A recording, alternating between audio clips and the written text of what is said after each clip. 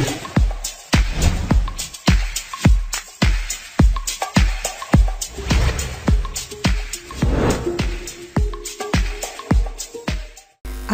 আলাইকুম শিক্ষার্থীরা, আশা করি সকলেই ভালো আছো। আজকে আমাদের আলোচনার বিষয় নবম দশম শ্রেণীর তথ্য ও যোগাযোগ প্রযুক্তির দ্বিতীয় অধ্যায় কম্পিউটার ও কম্পিউটার ব্যবহারকারীর নিরাপত্তা। আজকে আমি তোমাদের এই দ্বিতীয় অধ্যায় সম্পূর্ণটি পড়ে শোনাবো। তোমরা নিশ্চয়ই মনোযোগ সহকারে শুনবে। এতে তোমরা যেভাবে উপকৃত হবে তা হলো, তোমরা তো জানোই এসএসসি এর সিলেবাস এমসিকিউ ভিত্তিক। তোমরা আমার এই পাঠটি খুব মনোযোগ সহকারে শুনলে এমসিকিউ এর উপরে তোমাদের পাঠ সম্পন্ন করতে পারবে। যারা মূল টেক্সট বইটি না পড়েই এমসিকিউ পড়ে ফেলো, তাদের জন্য আজকের পাঠটি শুনবে, খুব মনোযোগ সহকারে শুনবে, যার ফলে তোমরা এমসিকিউগুলো মনে রাখতে পারবে, আয়ত্ত করতে পারবে, মনে রাখতে পারবে। তো চলো শুরু করা যাক।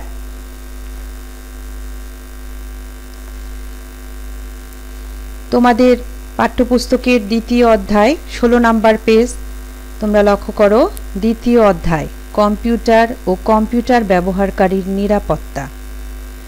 এই অধ্যায় শেষে আমরা যা যা জানতে পারবো তা হলো, কম্পিউটার রক্ষণাবেক্ষণে সফটওয়্যারের গুরুত্ব ব্যাখ্যা করতে পারব, সফটওয়্যার আনইনস্টল এবং সফটওয়্যার ডিলিটের পার্থক্য করতে পারব, কম্পিউটার তথ্য উপাত্ত ও সফটওয়্যারের নিরাপত্তায় পাসওয়ার্ড ও অ্যান্টিভাইরাস ব্যবহারের গুরুত্ব ব্যাখ্যা করতে পারব, সাধারণ ও সামাজিক সাইটসমূহের মধ্যে পার্থক্য নিরূপণ করতে পারব, অতিমাত্রায় ইন্টারনেট ব্যবহারের ফলাফল বিশ্লেষণ করতে পারব, অতিমাত্রায় গেমস খেলার নেতিবাচক দিকগুলো ব্যাখ্যা করতে পারব, সফটওয়্যার পাইরেসি বিষয়টি বর্ণনা করতে পারব, কপিরাইট আইনের গুরুত্ব ব্যাখ্যা করতে পারব, ইন্টারনেটের তথ্যের অবাধ প্রবাহের সাথে সাথে নিরাপত্তার প্রয়োজনীয়তা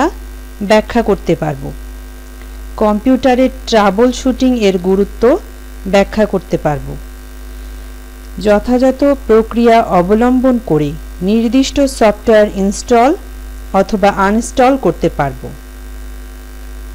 ইউনিক পাসওয়ার্ড তৈরি করতে পারব এবং কম্পিউটারের সাধারণ সমস্যার ট্রাবল শুট করতে পারব। পরবর্তী পেজ, পরবর্তী বিষয়টি দেখো, কম্পিউটার রক্ষণাবেক্ষণে সফটওয়্যারের গুরুত্ব। ঘটনা 1। রায়না কলেজে ভর্তি হবার পর বাবার কাছে বায়না ধরেছিল একটি ল্যাপটপ কিনে দেবার জন্য। বাবা প্রথম সাময়িকের ফল ভালো হওয়ায় রায়নাকে একটি কোর i5 প্রসেসর যুক্ত একটি ল্যাপটপ কিনে দিলেন। ল্যাপটপ পেয়ে এবং এর গতি দেখে রায়না মুগ্ধ। সে কিছুদিনের মধ্যেই অনেক সফটওয়্যার ইনস্টল করে ফেলল, কিন্তু রায়না লক্ষ্য করল তার ল্যাপটপটি আস্তে আস্তে ধীর গতির হয়ে যাচ্ছে। 1 বছরের মাথায় এসে রায়না দেখল তার ল্যাপটপটি এতটাই ধীর হয়ে গেছে যে কাজ করতে গিয়ে রায়না মহা বিরক্ত। কিছুদিন পর সে বাবাকে আরেকটি ল্যাপটপ কিনে দেওয়ার জন্য আবদার করল। ঘটনা 2। অঙ্কন তার কম্পিউটারে ইন্টারনেট কানেকশন নিয়েছে। এখন সে প্রায় ইন্টারনেটে বিভিন্ন ওয়েবসাইটে প্রবেশ করে। এতে তার পড়ালেখার অনেক উপকার হচ্ছে। লেখাপড়া ছাড়াও সে বন্ধুদের ইমেইল করা, গান শোনা ও ছবি দেখার কাজেও ইন্টারনেট ব্যবহার করে। ইদানিং সে দেখছে কম্পিউটারটি কোন কারণ ছাড়াই মাঝে মধ্যে রিস্টার্ট হয়ে যাচ্ছে। এছাড়াও মাঝে মাঝে অঙ্কনের ইচ্ছা ছাড়াই বিভিন্ন ওয়েবসাইটে ঢুকে যাচ্ছে। একদিন ইউএসবি পোর্টে পেন ড্রাইভ প্রবেশ করালে সে অবাক হয়ে দেখল তার সব ফাইল শর্টকাট হয়ে গেছে। মূল ফাইলগুলো কোথাও দেখা যাচ্ছে না। উপরের ঘটনা দুটো থেকে তোমরা কি বুঝলে? তোমাদের অনেকের অভিজ্ঞতার সাথে মিলে যাচ্ছে? তথ্য ও যোগাযোগ প্রযুক্তি সম্পর্কে এতদিনে তোমাদের অনেক কিছুই জানা হয়ে গেছে। তোমরা নিশ্চয়ই বুঝে গেছো তথ্য ও যোগাযোগ প্রযুক্তির ক্ষেত্রে প্রসেসর ও সফটওয়্যার নির্ভর যন্ত্রই হলো মূল যন্ত্র। নতুন একটি কম্পিউটার তার ডেস্কটপ, ল্যাপটপ বা ট্যাবলেট যাই হোক না কেন দেখবে খুব ভালো বা দ্রুত গতিতে কাজ করছে, কিন্তু কিছুদিন ব্যবহার করার পরে দেখবে এটি ক্রমশ ধীরগতির হয়ে যাচ্ছে। অর্থাৎ পুরনো হলে যন্ত্রটি কেমন যেন ধীর হয়ে যায়। অনেক সময় একটি কমান্ড দিয়ে অনেকক্ষণ অপেক্ষা করতে হয়। মাঝে মাঝে পরিস্থিতি এমন দাঁড়ায় যে রাগান্বিত হয়ে আরেকটি নতুন কম্পিউটার কিনে ফেলতে ইচ্ছে করে। এই অবস্থা থেকে মুক্তি পাওয়ার উপায় তাহলে কি? এখানেই রয়েছে কম্পিউটার রক্ষণাবেক্ষণের গুরুত্ব। নিচের শ্রেণীতে তোমরা রক্ষণাবেক্ষণ সম্পর্কে কিছুটা জেনেছ। বেশিরভাগ মানুষেরই আইসিটি যন্ত্রপাতি বা অন্য কোনো যন্ত্রপাতি রক্ষণাবেক্ষণের কাজটি করতে ভালো লাগে না, কিন্তু তারপরও এই কাজটি অত্যন্ত গুরুত্বপূর্ণ। তুমি যদি তোমার আইসিটি যন্ত্র বা কম্পিউটারটি সচল ও পূর্ণমাত্রায় কার্যক্ষম রাখতে চাও, তবে অবশ্যই এটির রক্ষণাবেক্ষণ করতে হবে। এ কাজের জন্য তোমার যন্ত্রপাতি বিশেষজ্ঞ হওয়ার প্রয়োজন নেই। আসলে আমরা এখানে আইসিটি যন্ত্রপাতির ক্ষেত্রে সফটওয়্যার ভিত্তিক রক্ষণাবেক্ষণের কথা বলছি। তোমার আইসিটি যন্ত্রটিতে যদি মাইক্রোসফট কোম্পানির উইন্ডোজ অপারেটিং সিস্টেম ব্যবহার করে, বিশ্বের বেশিরভাগ কম্পিউটারে উইন্ডোজ অপারেটিং সিস্টেম ব্যবহৃত হয় থাকে, তবে অপারেটিং সিস্টেম সবসময় হালনাগাদ বা আপডেট করতে হবে। ইন্টারনেটে সংযুক্ত থাকলে এই আপডেটগুলো সাধারণত স্বয়ংক্রিয়ভাবে হয়ে থাকে। অন্যান্য অপারেটিং সিস্টেমেও প্রায় একই ধরনের সুবিধা দিয়ে থাকে। তাছাড়া তোমাকে অবশ্যই মাঝে মাঝে রেজিস্ট্রি ক্লিন আপ সফটওয়্যার ব্যবহার করতে হবে কম্পিউটারকে সচল ও গতিশীল রাখার জন্য। যদি রেজিস্ট্রি ক্লিন আপ ব্যবহার না করো, তোমার কম্পিউটার বা আইসিটি যন্ত্রটি ঠিকভাবে কাজ করবে না এবং তোমার জন্য অনেক সময় বিরক্তির কারণ হবে।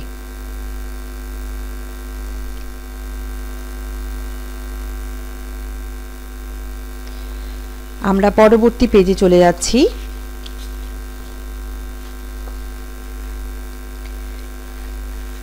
এছাড়াও প্রত্যেকবার কম্পিউটার ব্যবহার করার সময় বেশ কিছু টেম্পোরারি ফাইল তৈরি হয়। অনেক দিন এই ফাইলগুলো না মুছে দিলে হার্ড ডিস্কে অনেকটা জায়গা দখল করে রাখে এবং কম্পিউটারের গতিকে ধীর করে দেয়। সেজন্য আমাদের সবারই উচিত সফটওয়্যারের সাহায্য নিয়ে টেম্পোরারি ফাইলগুলো মুছে দেওয়া। এতে হার্ড ডিস্কের বেশ খানিকটা জায়গা খালি হবে, আবার কম্পিউটারে কাজ করার গতিও বেড়ে যাবে অনেক। ইদানিং ইন্টারনেট ব্যবহার করা ছাড়া আইসিটি যন্ত্রের ব্যবহার কল্পনা করা যায় না। ইন্টারনেট ব্যবহার করলে তোমার ইন্টারনেট ব্রাউজারের ক্যাশ মেমোরিতে অনেক কুকিজ ও টেম্পোরারি ফাইল জমা হয়। এতে আইসিটি যন্ত্রটি ক্রমান্বয়ে ধীর হয়ে যায়। প্রতিদিন সম্ভব না হলেও কিছুদিন পর পর ক্যাশ মেমোরি পরিষ্কার করা একান্ত প্রয়োজন। এই কাজটি করতে সফটওয়্যার তোমাকে সাহায্য করবে। অ্যান্টিভাইরাস, অ্যান্টি স্পাইওয়্যার ও অ্যান্টি ম্যালওয়্যার ছাড়া বর্তমানে আইসিটি ডিভাইস ব্যবহার করা মারাত্মক ঝুঁকিপূর্ণ। এ ধরনের সফটওয়্যার একটি গুরুত্বপূর্ণ রক্ষণাবেক্ষণ কার্যক্রম, যার মাধ্যমে আইসিটি যন্ত্র ব্যবহারকারীগণ তাদের যন্ত্রে ভাইরাস সহ ম্যালওয়্যার ও স্পাইওয়্যারের আক্রমণ থেকে রক্ষা পান। পাশাপাশি নির্বিঘ্নে তাদের যন্ত্র বা যন্ত্রগুলো ব্যবহার করতে পারেন। সবচেয়ে মজার ব্যাপার, এখন অনেক অ্যান্টিভাইরাস এবং অ্যান্টি ম্যালওয়্যার বা অ্যান্টি স্পাইওয়্যার বিনামূল্যে ইন্টারনেট থেকে ডাউনলোড করে ব্যবহার করা যায়। এমনকি এই সফটওয়্যারগুলো ইন্টারনেটের মাধ্যমে হালনাগাদও অর্থাৎ আপডেট করা যায়। হালনাগাদ অ্যান্টিভাইরাস ছাড়া আইসিটি যন্ত্র ব্যবহার করা অত্যন্ত ঝুঁকিপূর্ণ। কম্পিউটারের কাজ করার গতি বজায় রাখার জন্য প্রায় সব ব্যবহারকারী ডিস্ক ক্লিন আপ ও ডিস্ক ডিফ্র্যাগমেন্টার ব্যবহার করে থাকে। এই প্রোগ্রামগুলো সাধারণত অপারেটিং সিস্টেমের সাথে যুক্ত থাকে। এই সফটওয়্যার দুটো হার্ড ডিস্কের জায়গা খালি করে এবং ফাইলগুলো এমনভাবে সাজায় যাতে কম্পিউটার গতি বজায় রেখে কাজ করতে পারে। পরবর্তী পয়েন্ট দেখো, সফটওয়্যার ইনস্টলেশন ও আনইনস্টলেশন। আমরা সবাই জানি আইসিটি যন্ত্রগুলো সফটওয়্যারের মাধ্যমে পরিচালিত হয়। এই সফটওয়্যারগুলো কম্পিউটার বা অন্যান্য যন্ত্রে ইনস্টল করতে হয়। আমরা যখন কোনো আইসিটি যন্ত্র কিনি তখন বিক্রেতা সাধারণত আমাদের জিজ্ঞাসা করে আমাদের কোন কোন সফটওয়্যার প্রয়োজন। অতঃপর অপারেটিং সফটওয়্যার সহ অন্যান্য প্রয়োজনীয় সফটওয়্যারগুলো বিশেষজ্ঞ দিয়ে ইনস্টল করে বিক্রেতা যন্ত্রটি আমাদের কাছে হস্তান্তর করে। এভাবে আমরা নিজেদের প্রয়োজন মতো আইসিটি যন্ত্র তথা কম্পিউটার, ট্যাবলেট, স্মার্টফোন ইত্যাদি ব্যবহার করতে পারি। অপারেটিং সিস্টেম সফটওয়্যার ইনস্টল করার প্রক্রিয়া একটু জটিল এবং এর জন্য কিছু বিশেষ দক্ষতার প্রয়োজন হয়। এই কাজটি নিয়ে আমরা পরবর্তী শ্রেণীতে আলোচনা করব। অপারেটিং সিস্টেম সফটওয়্যার ছাড়াও আইসিটি যন্ত্র ব্যবহার করতে আমাদের বিভিন্ন ধরনের সফটওয়্যার প্রয়োজন। এই সফটওয়্যারগুলো ব্যবহারকারীর যন্ত্রটি ব্যবহারের উদ্দেশ্যের ভিত্তিতে ইনস্টল করতে হয়।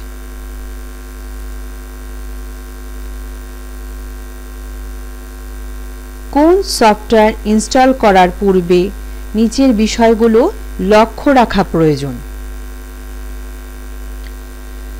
কি কি বিষয় আমরা আসো শুনি। যে সফটওয়্যার ইনস্টল করা হবে তা তোমরা যন্ত্রের হার্ডওয়্যার সাপোর্ট করে কিনা। রিডমি ফাইলটিতে জরুরি কিছু কাজের কথা লেখা আছে কিনা পড়ে নিতে হবে। ইনস্টলেশনের সময় সকল কাজ বন্ধ আছে কিনা। বন্ধ না থাকলে অনেক সময় নতুন সফটওয়্যার ইনস্টল করতে ঝামেলা হয়। অ্যান্টিভাইরাস সফটওয়্যার বন্ধ আছে কিনা এবং অপারেটিং সিস্টেমের অ্যাডমিনিস্ট্রেটরের অনুমতি আছে কিনা।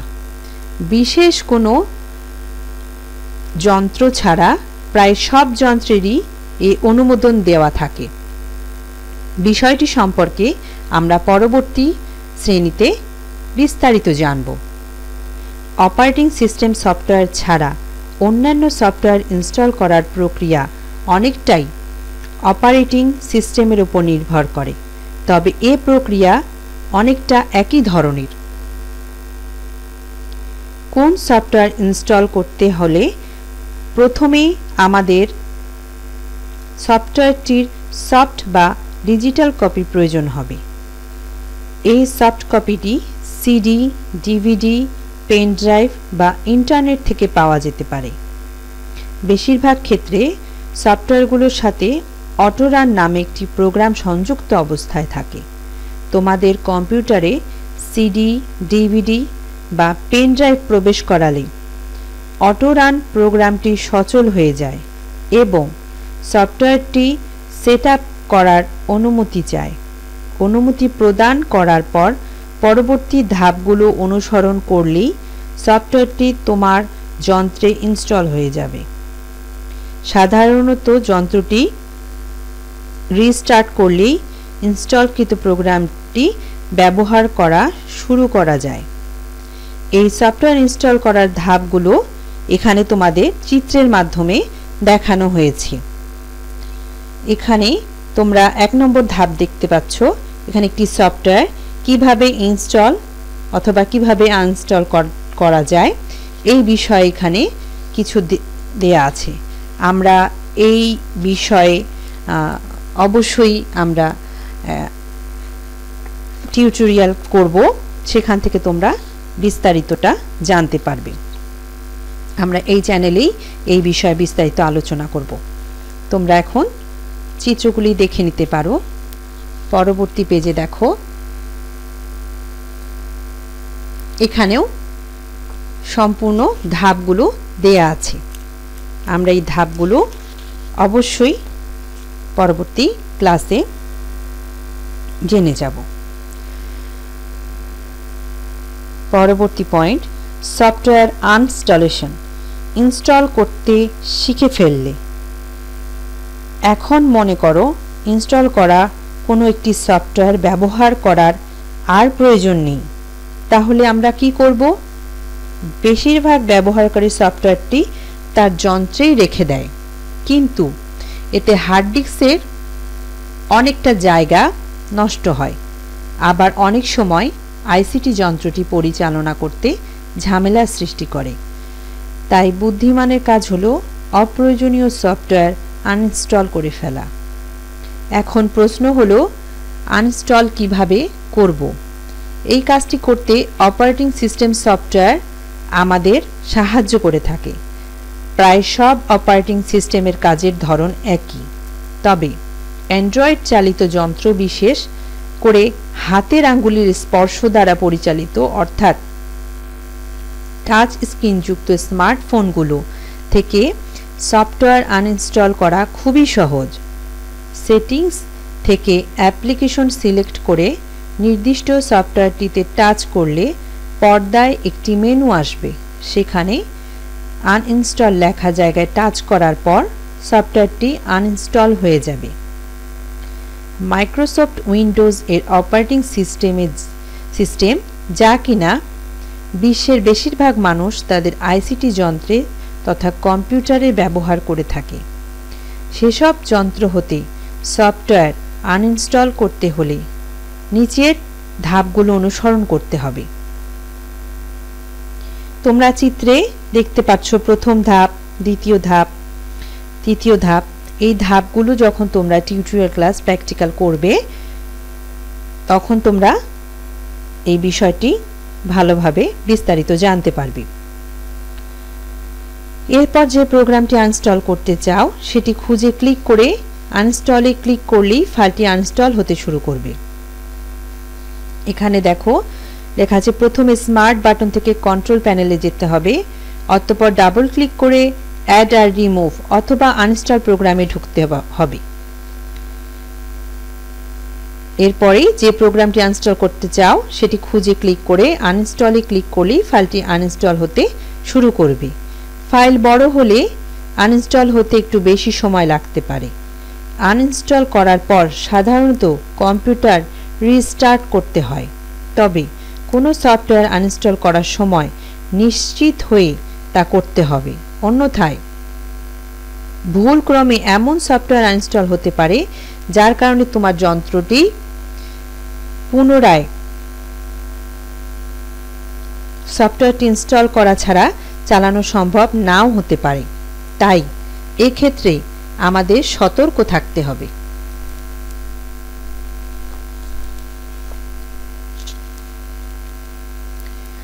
Software delete. আমরা জানি ডিলিট অর্থ মুছে ফেলা।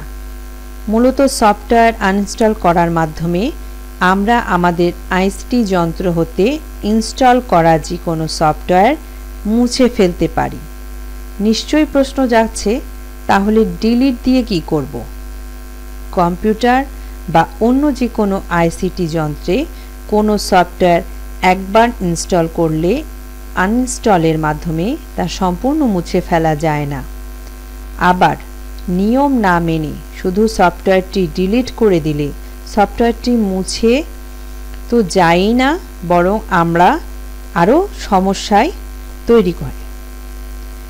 আনইনস্টল করলে সফটওয়্যারটি কিছু অংশ অপারেটিং সিস্টেমে রেজিস্ট্রি ফাইলে থেকে যায়। নিয়ম অনুসরণ করে ডিলিট করলে যে কোনো সফটওয়্যার সম্পূর্ণভাবে মুছে ফেলা সম্ভব। নিচের নিয়মটি দেখানো হলো। এই কাজটি করতেও আমাদের সতর্ক থাকতে হবে।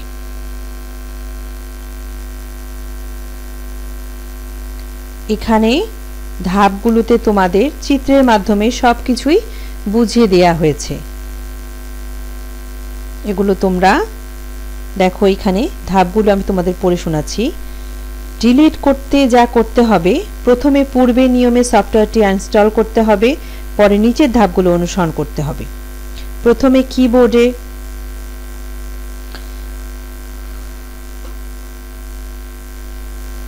বাটনটি চেপে, আচ্ছা এই বিষয়গুলো আমরা পরবর্তীতে ক্লাসে দিবই, তোমরা জাস্ট চিত্রগুলো দেখে নাও।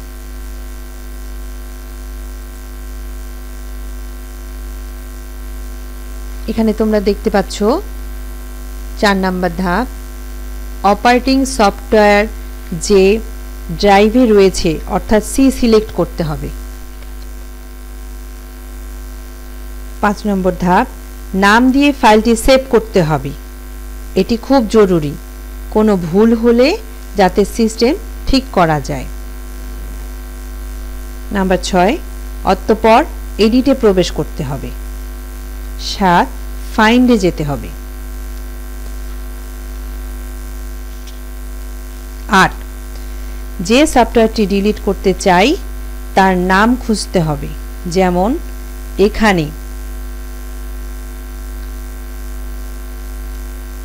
9, ফাইন্ড নেক্সটে ক্লিক করতে হবে। 10, এভাবে সিলেক্ট করতে হবে। 11, এবার ডান বাটন ক্লিক করে ডিলিটে ক্লিক করতে হবে। 12, সবশেষে কিবোর্ডের F3 চেপে রেজিস্ট্রির সব জায়গা থেকে ওই নামের ফাইলগুলো মুছে দিতে হবে। এভাবেই সম্পূর্ণ হবে পুরো সফটওয়্যার ডিলিট করার প্রক্রিয়া। দলগত কাজ, আনইনস্টল এবং ডিলিটের মধ্যে পার্থক্য নির্ধারণ করে উপস্থাপন করো। তোমরা এই পাঠটি শুনে আনইনস্টল এবং ডিলিটের মধ্যে কি কি পার্থক্য রয়েছে তা নিশ্চয়ই বুঝতে পেরেছ। পরবর্তী পয়েন্টে চলে যাচ্ছি, নিজের কম্পিউটারের নিরাপত্তা। কম্পিউটার ভাইরাস ও অ্যান্টিভাইরাস। কম্পিউটার ভাইরাস বিষয়ে আমরা অনেক কিছুই ইতোমধ্যে জেনে ফেলেছি, তবু আমাদের আইসিটি যন্ত্রের নিরাপত্তার কথাটি মাথায় রেখে এই বিষয়ে আরও জানা প্রয়োজন।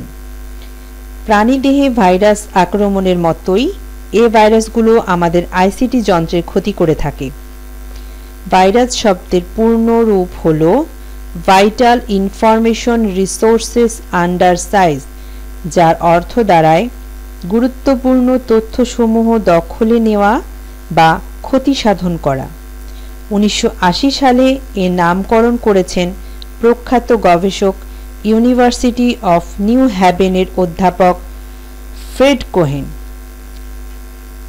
ভাইরাস হল এক ধরনের সফটওয়্যার যা তথ্য ও উপাত্তকে আক্রমণ করে এবং যা নিজের সংখ্যা বৃদ্ধির ক্ষমতা রয়েছে।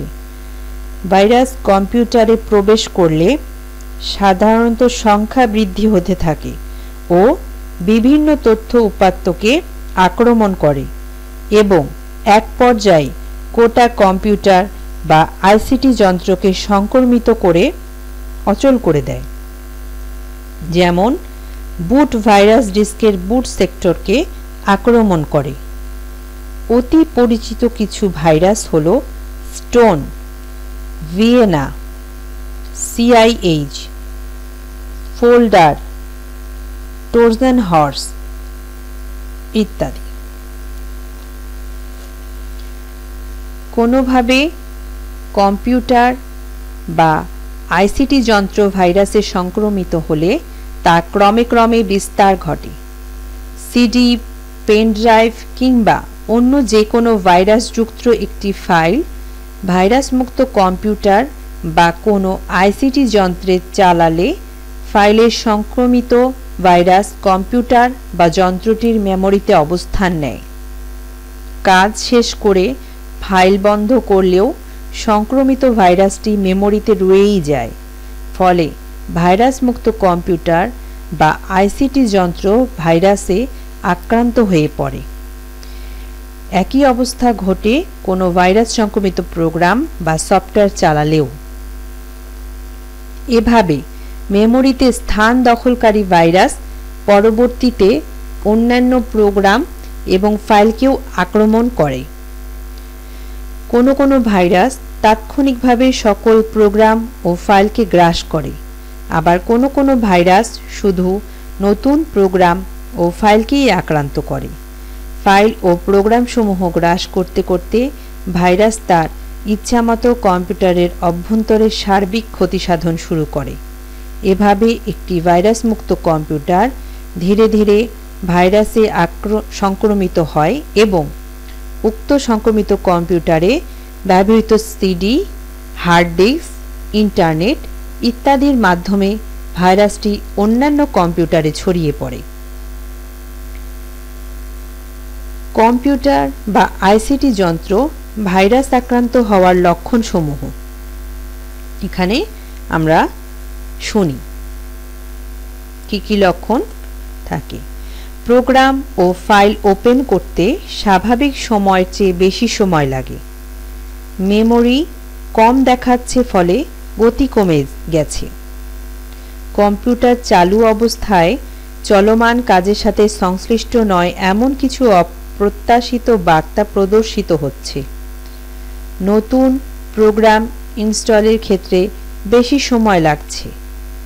চলমান কাজের ফাইলগুলো বেশি জায়গা দখল করছে। যন্ত্র চালু করার সময় চালু হতে হতে বন্ধ বা শাটডাউন হয়ে যাচ্ছে, কিংবা কাজ করতে করতে হঠাৎ বন্ধ হয়ে যাচ্ছে বা রিস্টার্ট হচ্ছে। ফোল্ডারে বিদ্যমান ফাইলগুলো নাম পরিবর্তন হয়ে গেছে ইত্যাদি। ভাইরাস সাধারণত যা যা ক্ষতি করতে পারে: কম্পিউটারে সংরক্ষিত কোনো ফাইল মুছে দিতে পারে, ডেটা বিকৃত বা করাপ্ট করে দিতে পারে। কম্পিউটারে কাজ করার সময় আচমকা অবাঞ্ছিত বার্তা প্রদর্শন করতে পারে। কম্পিউটার মনিটরের ডিসপ্লেকে বিকৃত বা করাপ্ট করে দিতে পারে। সিস্টেমের কাজকে ধীরগতি সম্পন্ন করে দিতে পারে ইত্যাদি। এই অবস্থা থেকে মুক্তি পেতে আমরা কি করতে পারি? এখানে অ্যান্টিভাইরাসের কথা এসে যায়। বেশিরভাগ ক্ষেত্রে অ্যান্টিভাইরাস আমাদেরকে এই অবস্থা থেকে মুক্তি দিতে পারে। কম্পিউটার বা আইসিটি যন্ত্রের ভাইরাসের প্রতিষেধক হলো অ্যান্টিভাইরাস। সিস্টেম ভাইরাস দ্বারা আক্রান্ত হলে এটি নির্মূল করতে হয়।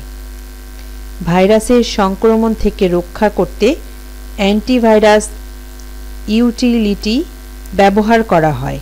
এই ইউটিলিটিগুলো প্রথমে আক্রান্ত কম্পিউটারের ভাইরাসের চিহ্নের সাথে পরিচিত ভাইরাসের চিহ্নগুলোর মিলকরণ করে।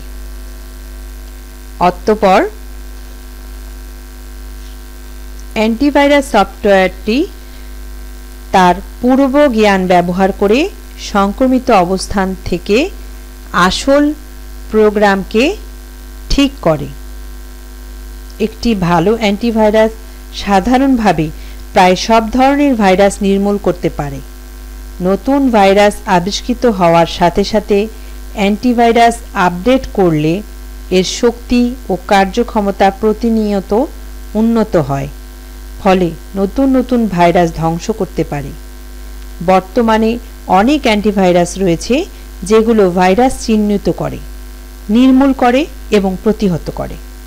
আজকাল প্রায় প্রত্যেক অপারেটিং সিস্টেম সফটওয়্যারের সাথে সংযুক্ত অবস্থায় অ্যান্টিভাইরাস সফটওয়্যার দেওয়া থাকে। এছাড়াও এখনকার অ্যান্টিভাইরাসগুলো ভাইরাস আক্রমণ করার পূর্বেই তা ধ্বংস করে অথবা ব্যবহারকারীকে সতর্ক করে। ফলে এগুলো পূর্বের অ্যান্টিভাইরাসের তুলনায় অনেক বেশি কার্যকর। এখানে একটি কথা অবশ্যই আমাদের মনে রাখতে হবে যে অ্যান্টিভাইরাস সফটওয়্যার সবসময় হালনাগাদ রাখতে হবে। ভাইরাসের হাত থেকে রক্ষা পাওয়ার জন্য আজকাল বিনামূল্যে ইন্টারনেট থেকে অ্যান্টিভাইরাস সফটওয়্যার ডাউনলোড এবং ইনস্টল করে আইসিটি যন্ত্রপাতির নিরাপত্তা অনেকাংশ নিশ্চিত করা যায়। উল্লেখযোগ্য কিছু অ্যান্টিভাইরাস প্রোগ্রামের নাম হল AVG অ্যান্টিভাইরাস সফটওয়্যার।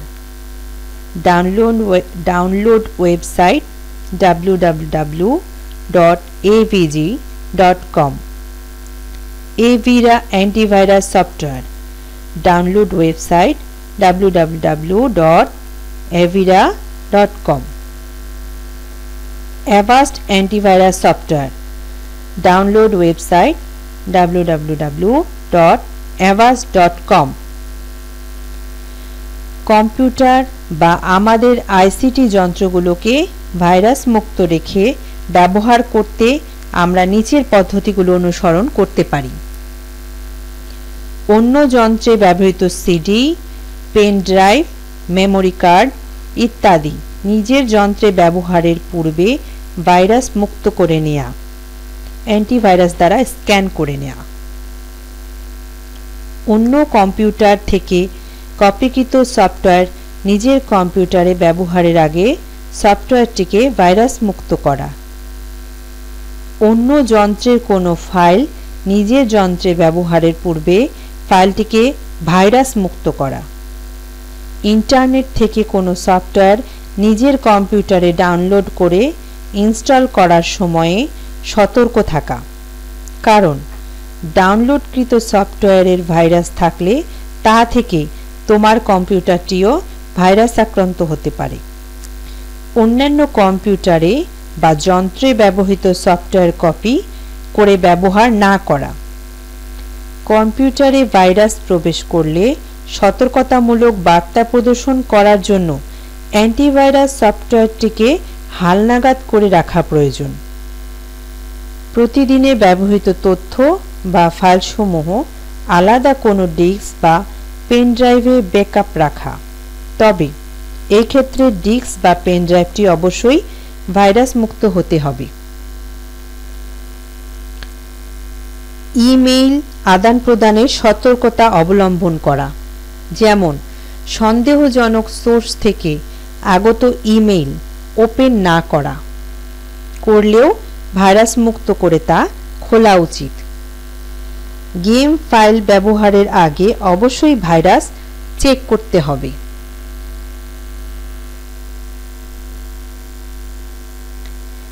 পাসওয়ার্ড। পরিবারের সবাই বাড়ির বাইরে বেড়াতে গেলে সাধারণত আমরা বাড়ির দরজায় তালা লাগিয়ে যাই। কেন বলো তো? বাড়ির নিরাপত্তা নিশ্চিত করার জন্য, তাই না? এখন একটু চিন্তা করো, তালা জিনিসটা আসলে কি? যে কেউ যে কোনো চাবি দিয়ে তোমার বাড়ির তালাটি খুলতে পারে না, কারণ পৃথিবীর প্রত্যেকটি তালার জন্য ভিন্ন ভিন্ন চাবি রয়েছে। এক তালার চাবি দিয়ে অন্য একটি তালা খোলা যায় না। এভাবে আমরা তালা দিয়ে আমাদের বাড়িসহ অন্যান্য জিনিসের নিরাপত্তা নিশ্চিত করি। এখন অবশ্য নম্বর দেয়া এক ধরনের তালা দেখা যায়, যেখানে নম্বর মিলিয়ে তালাটি খুলতে হয়। এক্ষেত্রে নম্বরটি চাবির কাজ করে, কিন্তু ডিজিটাল প্রযুক্তির এ যুগে আরও অনেক কিছু নিরাপত্তা নিয়ে আমাদের চিন্তা করতে হয়। তোমরা নিশ্চয়ই বুঝে ফেলেছ কিসের কথা বলছি। ঠিক ধরেছ, আমরা আমাদের তথ্য ও উপাত্তের নিরাপত্তার কথা বলছি। আইসিটির এ যুগে আমাদের গুরুত্বপূর্ণ তথ্য উপাত্ত ও সফটওয়্যার নিরাপত্তার এক ধরনের তালা দিতে হয়। এই তালার নাম পাসওয়ার্ড। তোমরা অনেকে নিশ্চয়ই ইতিমধ্যে পাসওয়ার্ড তৈরি ও ব্যবহার করে ফেলেছ। তথ্য ও যোগাযোগ প্রযুক্তির ব্যবহার এখন সবখানে, আমাদের দেশেও এর ব্যতিক্রম নয়। এর প্রসার যত বাড়ছে, নিরাপত্তার প্রশ্নটি তত গুরুত্বপূর্ণ হয়ে উঠেছে। আমাদের ব্যক্তিগত সকল তথ্য যেমন ব্যাংক অ্যাকাউন্ট, আয়করের হিসাব, চাকরির বিভিন্ন তথ্য ইত্যাদি ছাড়াও নানা তথ্য উপাত্ত এখন ডিজিটাল ব্যবস্থার আওতায় আসছে। এছাড়াও আমাদের আইসিটি যন্ত্রপাতি যেমন কম্পিউটার, ল্যাপটপ, ট্যাবলেট কিংবা মোবাইল ফোনগুলো সফটওয়্যার দ্বারা পরিচালিত হয়। আমরা যখন ইন্টারনেট ব্যবহার করি তখন পৃথিবীর যে কোনো প্রান্তের কম্পিউটার বা আইসিটি যন্ত্রের সাথে যোগাযোগ করতে পারি। তেমনি অন্য যে কেউ আমাদের যন্ত্রের সাথে যোগাযোগ করতে পারে, তথ্য আদান প্রদান করতে পারে। এর মাধ্যমে আমাদের ব্যক্তিগত গোপনীয় তথ্য অন্যের কাছে চলে যেতে পারে কিংবা কেউ আমাদের যন্ত্রের সফটওয়্যারে ক্ষতি করতে পারে। এই অবস্থা থেকে রক্ষা পেতে আমাদের নিরাপত্তা প্রয়োজন। এসব তথ্য ও আমাদের যন্ত্রের সফটওয়্যার সমূহ রক্ষা করতে পাসওয়ার্ডের কোনো বিকল্প নেই। পাসওয়ার্ড দেওয়া থাকলে যে কেউ ইচ্ছা করলেই আমাদের তথ্য নিতে পারবে না বা ক্ষতি করতে পারবে না। তবে এখানে একটি কথা অবশ্যই জেনে রাখতে হবে, যদি কেউ বুদ্ধি খাটিয়ে আমরা যে পাসওয়ার্ড দিয়েছিলাম তা ধরে ফেলতে পারে, তাহলে সে আমাদের সকল তথ্য নিয়ে নিতে পারবে। তথ্য নষ্ট করতে চাইলে নষ্ট করতে পারবে, অনেকটা ডুপ্লিকেট চাবি বানিয়ে তালা খুলে ফেলার মতো। তাই পাসওয়ার্ড তৈরি করতে আমাদের অনেক দক্ষ হতে হবে। অন্য কেউ ধারণা করতে পারে এমন সহজ পাসওয়ার্ড যেমন তৈরি করা যাবে না, আবার নিজেই ভুলে যেতে পারি এমন পাসওয়ার্ড তৈরি করা যাবে না। বেশিরভাগ মানুষ 123456 বা 654321 বা ABCDEF এ ধরনের পাসওয়ার্ড তৈরি করে। ফলে পাসওয়ার্ড জেনে যাওয়া বা ধরে ফেলা সহজ হয়। যদিও অনেক ব্যবহারকারী অনন্য বা ইউনিক পাসওয়ার্ড তৈরি করাকে ঝামেলার কাজ মনে করে। তথ্য উপাত্তের দিকটি বিবেচনা করলে ইউনিক বা মৌলিক পাসওয়ার্ড তৈরি করা অত্যন্ত গুরুত্বপূর্ণ। সার্ভার, কম্পিউটার বা যে কোনো আইসিটি যন্ত্রের রক্ষিত তথ্য ও উপাত্তের নিরাপত্তা বিধানের সাথে সাথে গোপনীয়তা বজায় রাখার কাজটিও পাসওয়ার্ড করে থাকে। তোমার পাসওয়ার্ড যদি ইউনিক না হয় তবে দুর্বল পাসওয়ার্ডের কারণে ভাইরাস সহজেই আক্রমণ করতে পারে। হ্যাকারদের সহজেই হ্যাক করার সুযোগ করে দিতে পারে। এতে তোমার ব্যাংকে রাখা টাকা ছাড়াও গুরুত্বপূর্ণ তথ্য অন্যের হাতে চলে যেতে পারে। তোমার সহজ পাসওয়ার্ডের কারণে আইসিটি যন্ত্রে রক্ষিত তথ্য নষ্ট করার সুযোগ তৈরি হতে পারে। কিভাবে মৌলিক পাসওয়ার্ড তৈরি করা যায়? এটি একটি সৃজনশীল কাজ। তোমার সৃজনশীলতাই তোমার তথ্য বা সফটওয়্যারের নিরাপত্তা ও গোপনীয়তা রক্ষা করতে পারে। তবে এক্ষেত্রে কিছু নিয়ম মেনে চললে কাজটি করতে আমাদের অনেক সুবিধা হবে। ইউনিক পাসওয়ার্ড তৈরির সময় আমাদের কি কি বিষয় লক্ষ্য রাখতে হবে তা আমরা জানি। এখানে কিছু পয়েন্ট আকারে দেয়া আছে, আমরা এগুলো শুনব। নিজের বা পরিবারের কারোর নাম বা ব্যক্তিগত কোনো তথ্য সরাসরি ব্যবহার না করা, যদিও পাসওয়ার্ডটি মনে রাখার ক্ষেত্রে এটি আমাদের সাহায্য করে থাকে। সংখ্যা, চিহ্ন ও শব্দ ব্যবহারের ক্ষেত্রে ছোট হাতের অক্ষর ও বড় হাতের অক্ষর মিশিয়ে দিলে ভালো হয়। এতে পাসওয়ার্ডটি সম্পর্কে অন্যের ধারণা করা অনেক কঠিন হয়ে যাবে। পাসওয়ার্ডটি যেন অবশ্যই একটু বড় আকারের হয়। পাসওয়ার্ড মনে রাখার জন্য আইসিটি যন্ত্র বা ডায়েরি বা অন্য কোথাও পাসওয়ার্ড বা এর অংশবিশেষ লিখে না রাখা। পাসওয়ার্ড মনে রাখার জন্য নিজের পছন্দের একটি সংকেত ব্যবহার করা। এটি হতে পারে প্রিয় কবিতা, গল্প, লেখক, বৈজ্ঞানিক আবিষ্কার বা কোনো ঐতিহাসিক ঘটনা।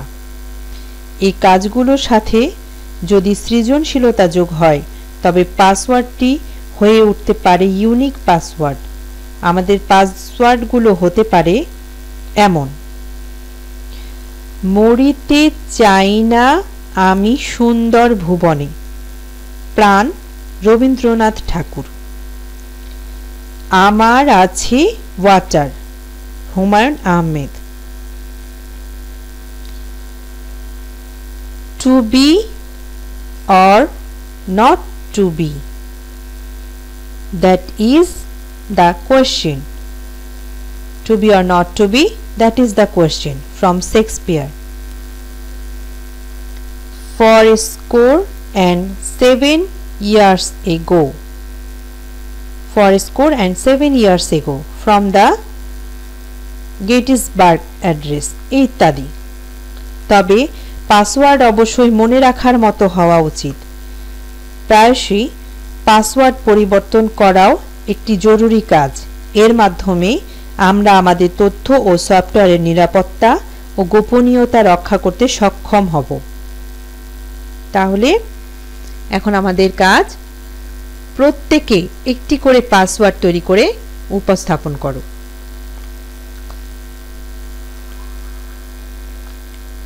পরবর্তী পয়েন্ট, ওয়েবে নিরাপদ থাকা। আমাদের দৈনন্দিন জীবনে তথ্য প্রযুক্তির ব্যবহার প্রতিনিয়ত বেড়েই চলেছে। ব্যক্তিগতভাবে মোবাইল, কম্পিউটারের ব্যবহার যেমন বাড়ছে, তেমনি ইন্টারনেট বা অনলাইনে ব্যবহারও ক্রমাগত বেড়ে চলেছে। যখনই কোনো কম্পিউটার বা মোবাইল ডিভাইস, ফোন,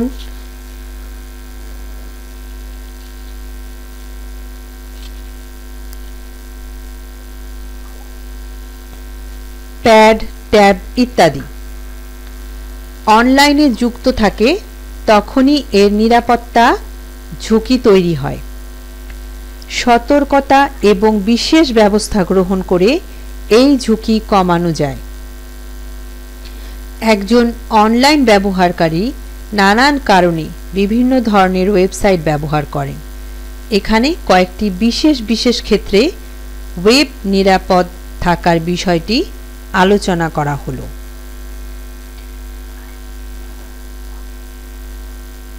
সাধারণ সাইট। ব্যবহারকারীদের অনেকেই ইয়াহু, হটমেইল বা জিমেইলের মতো সাধারণ এবং বিনামূল্যের ইমেইল সেবা ব্যবহার করে থাকেন। এগুলোর প্রতিটি সাইটে অ্যাকাউন্ট হ্যাক করার সম্ভাবনা একেবারেই উড়িয়ে দেওয়া যায় না। হ্যাক হলে আমাদের অনেক প্রয়োজনীয় মেইল হারিয়ে যেতে পারে। আবার ওই অ্যাকাউন্ট ব্যবহার করে প্রতারণা বা অনুরূপ কাজ হতে পারে, যার দায়িত্ব ব্যবহারকারীর উপর বর্তায়। এসব ক্ষেত্রে নিম্নোক্ত সাধারণ সতর্কতাগুলো মেনে চলা দরকার। সহজ পাসওয়ার্ড ব্যবহার না করা। অনেকেই তাদের ইমেইল অ্যাকাউন্টের পাসওয়ার্ড হিসেবে নিজের নাম, কিবোর্ডের সহজ বিন্যাস যেমন QWERTY বা QWERTY বা ASDFG বা 1 2 3 4 5 6 9 7 8 ব্যবহার করে। এটি মোটেই সঙ্গত নয়, কারণ ইমেইলের ক্ষেত্রে ইমেইল অ্যাকাউন্টটি ব্যবহারকারীর নাম, যা প্রায় সবাই জানে। যে কারণে পাসওয়ার্ডটি যদি সহজ হয়, তাহলে যে কেউ মাত্র কয়েকবারের চেষ্টাতেই অ্যাকাউন্টটি হ্যাক করতে পারবে। এজন্য একটি জটিল বিন্যাস ব্যবহার করা উচিত পাসওয়ার্ড হিসেবে, এবং এতে অক্ষর, সংখ্যা, বিশেষ চিহ্ন ব্যবহার করা উচিত।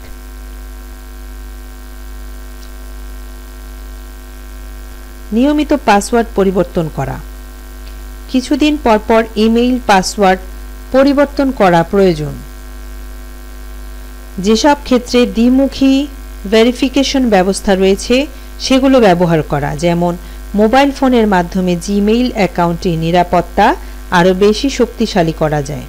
এজন্য জিমেইলের 2 স্টেপ ভেরিফিকেশন অপশনটি ব্যবহার করতে হবে। প্রোফাইল থেকে অ্যাকাউন্ট সেটিংয়ে যেতে হবে।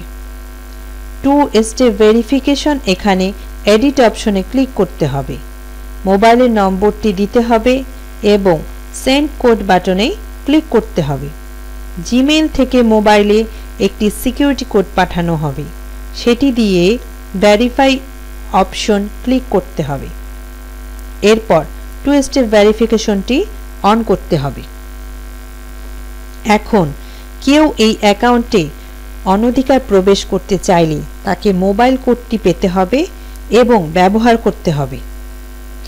যেহেতু কোডটি একবার মাত্র ব্যবহার করা যাবে, সুতরাং কেউ আগের কোডটি জানতে পারলেও অ্যাকাউন্ট থাকবে নিরাপদ। একইভাবে ইয়াহু মেইলেও অনুরূপ ব্যবস্থা গ্রহণ করা যায়। সাইবার ক্যাফে বা অনেকেই ব্যবহার করে এমন কোনো কম্পিউটার থেকে ইমেইল ব্যবহার করলে ব্যবহার শেষে অবশ্যই অ্যাকাউন্ট থেকে লগ আউট করতে হবে।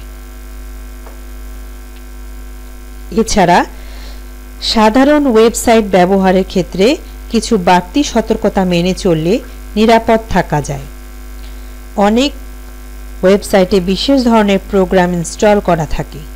ওয়েব ব্রাউজারে কুকিজ চালু থাকলে এসব সফটওয়্যার ব্যবহারকারীর কম্পিউটার ও ব্রাউজারে বিভিন্ন তথ্য অন্যত্র পাঠিয়ে দেয়। এসব ওয়েবসাইট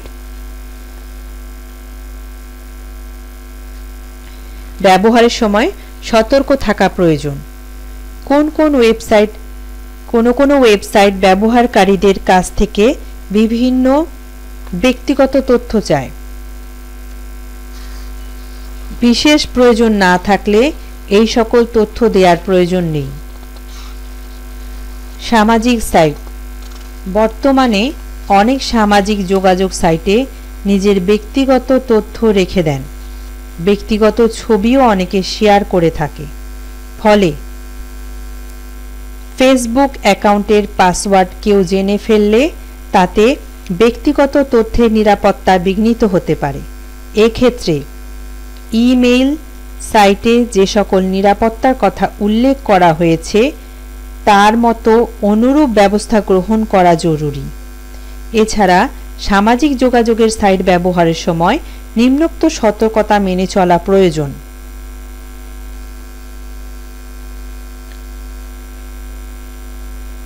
কাউকে বন্ধু বানানোর আগে তার সম্পর্কে নিশ্চিত হওয়া। বাস্তব জীবনে যে তোমার বন্ধু হওয়ার যোগ্য নয় তাকে বন্ধু না করা। অপরিচিত কাউকে বন্ধু বানানোর সময় তার পরিচয় সম্পর্কে সম্যকভাবে নিশ্চিত হওয়া। এজন্য তার প্রোফাইল দেখা, পারস্পরিক বন্ধুত্বের মধ্যে কেউ তোমার পরিচিত কিনা সেসব বিষয় দেখে নিশ্চিন্ত হওয়া প্রয়োজন। খুবই ব্যক্তিগত ছবি ফেসবুকে প্রকাশ করা থেকে বিরত থাকা। মোবাইলে ফেসবুক অথবা ইমেইল ব্যবহার করার পর প্রতিবারই লগ আউট করা। স্কুল, সাইবার ক্যাফেতে ইন্টারনেট ব্যবহার করার পর সাইন আউট করা। বন্ধুর বা পরিচিত কারো কম্পিউটার ব্যবহারের সময় সতর্ক থাকা এবং কোনো অপরিচিত ব্যক্তির কাছ থেকে কোনো ফেসবুক অ্যাপ্লিকেশন ব্যবহারের অনুরোধ এলে নিশ্চিত না হয়ে তাতে ক্লিক না করা। বয়সোপযোগী সাইট। ওয়েবে অনেক সাইট রয়েছে যা কেবল প্রাপ্তবয়স্কদের জন্য। এই সকল সাইটে বয়সোপযোগী নানান বিষয় থাকে যা তোমাদের জন্য উপযুক্ত নয়। এ ধরনের ওয়েবসাইট ব্যবহারের ফলে নিরাপত্তা বিঘ্নিত তথা যন্ত্রের স্বাভাবিক কার্যক্রম ব্যাহত হতে পারে। নিরাপত্তা নিশ্চিত করার লক্ষ্যে ওয়েবসাইটে দৃশ্যমান অনাকাঙ্ক্ষিত চিত্র বা বিজ্ঞাপনে ক্লিক করা থেকে বিরত থাকতে হবে। তোমাদের তথ্য প্রযুক্তির বিকাশের সাথে সাথে নৈতিক উন্নয়নে সচেষ্ট হতে হবে।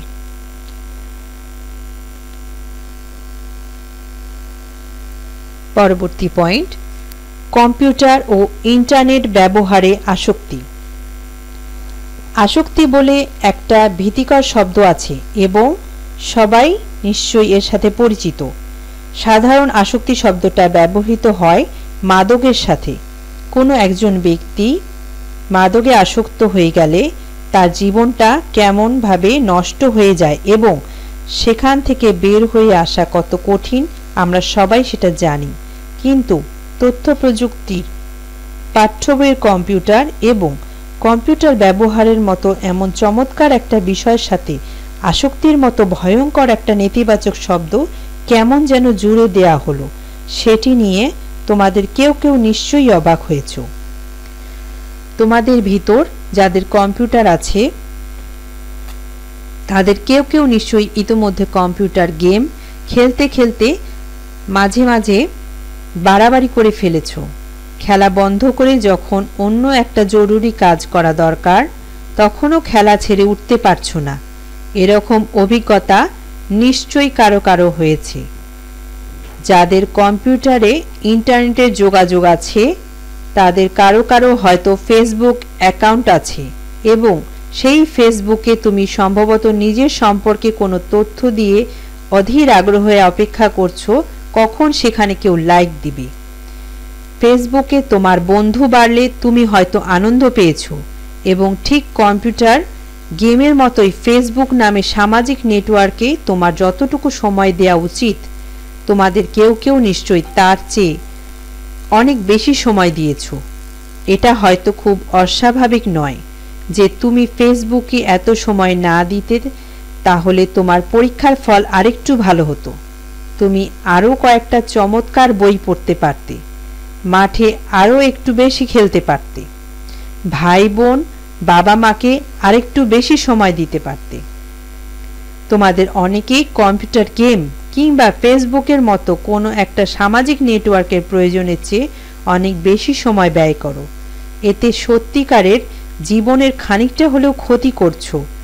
যার এমনটি করছো তারা নিশ্চয়ই এখন কম্পিউটার এবং ইন্টারনেট নামে ইতিবাচক শব্দটির সাথে আসক্তির নামের নেতিবাচক শব্দটা জুড়ে দেওয়ার কারণ বুঝতে পেরেছ। আসক্তি বলতে বোঝানো হয় যখন কেউ জানে কাজটি করা ঠিক হচ্ছে না, তারপরেও সেই কাজটি না করে থাকতে পারে না। মাদকের জন্য এটি যেমন হতে পারে ঠিক সেরকম কম্পিউটার এবং ইন্টারনেটের ক্ষেত্রেও সেটি হতে পারে। মাদক যেমন জীবনের জন্য ক্ষতিকর, বাড়াবাড়ি করা হলে কম্পিউটার কিংবা ইন্টারনেটও সেরকম ক্ষতির কারণ হতে পারে।